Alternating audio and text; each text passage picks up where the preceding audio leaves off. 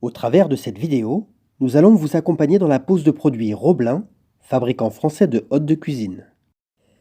Le moteur d'intérieur se fixe dans un garage ou dans les combles par exemple, à une distance de 3 à 6 mètres de la hotte afin de garantir un confort phonique optimal. Nos plafonniers se fixent à une hauteur de 1,50 m maximum du plan de cuisson. L'extraction de l'air se fera selon la configuration de la cuisine, soit en mode évacuation extérieure, soit en mode recyclage. Les règles d'installation sont valables pour Aqua, Confidence, High Confidence Plus, Comet et Inspiration. Seules les dimensions changent. Voici la fourniture et les outils nécessaires pour effectuer la pose. Le temps de pose est estimé à 2 heures à 2 personnes. Après avoir découpé selon les dimensions d'encastrement, adaptez l'épaisseur de votre faux plafond en sachant que les pinces ont un serrage compris entre 45 et 55 mm. Une fois l'emplacement déterminé, tracez les 4 axes de perçage, puis adaptez le chevillage selon le type de mur. N'utilisez pas de vis à tête fraisée. Dans un premier temps, mettez en place les 4 tampons anti-vibration d'une simple rotation. Placez et fixez avec du ruban adhésif aluminium le clapet anti-retour. Attention au sens d'ouverture des clapets.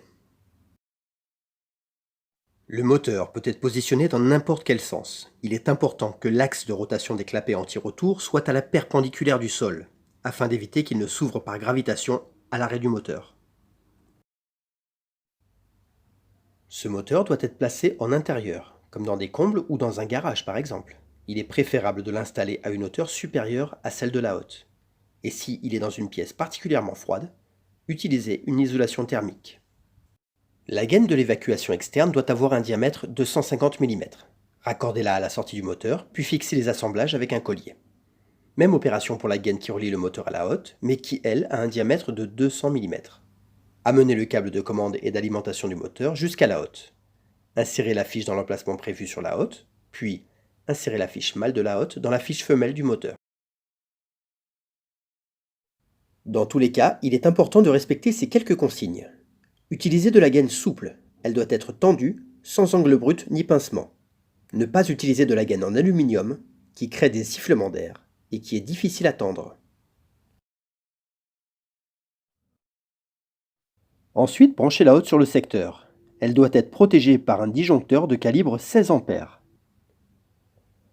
Mettez la hotte en place en ayant au préalable monté les 4 pinces de fixation au maximum avant qu'ils ne se rabattent en position rentrée.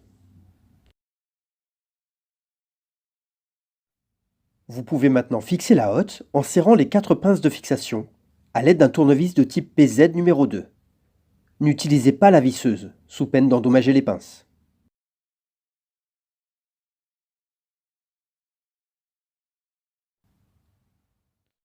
Retirez la hotte. Exercez une pression sur la hotte de façon à la maintenir plaquée au plafond. Puis dévissez à l'aide d'un tournevis de type PZ numéro 2 les 4 pinces de fixation jusqu'à la butée. Ne forcez pas sur la butée. Descendez délicatement la hotte de son emplacement. Changez le sens d'évacuation. Pour changer le sens d'évacuation, il faut d'abord retirer les filtres à graisse, puis, à l'aide d'une clé 6 pans de 8 mm, dévisser les 4 boulons situés à l'intérieur de la hotte. Ensuite, tournez manuellement le capot selon le sens d'évacuation souhaité, en prenant garde de ne pas endommager les câbles électriques. Enfin, revissez les boulons.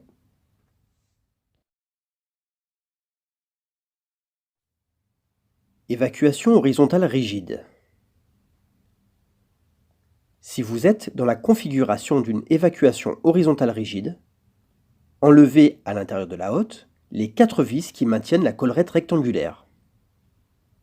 Puis à l'aide d'un marteau, retirez l'obturateur latéral. Assemblez solidement avec du ruban adhésif par exemple, la collerette et la gaine rigide. Ensuite, et avant le montage, préparez la gaine dans le plafond et la laissez en attente suivant les dimensions indiquées en longueur par X et en hauteur par Y. La gaine doit être dans l'axe de la découpe d'encastrement. Une fois la hotte fixée, axez manuellement le conduit face à la bouche d'extraction et enfin serrez les vis. Si vous êtes dans le cas d'une évacuation horizontale souple, utilisez de la gaine de 200, un collier de serrage, l'adaptateur fourni et la collerette rectangulaire. Le procédé est le même que pour l'évacuation horizontale rigide. Fixez la hotte sur le plancher supérieur. Pour la fixation directe sur le plancher supérieur, il est recommandé d'utiliser des tiges filetées de 8 mm, des rondelles et des écrous freins. Si vous n'avez pas d'écrous freins, mettez des écrous renforcés par des contre-écrous. Retrouvez ces tutos sur le site roblin.fr ou contactez le service technique au 01 30 28 94 00.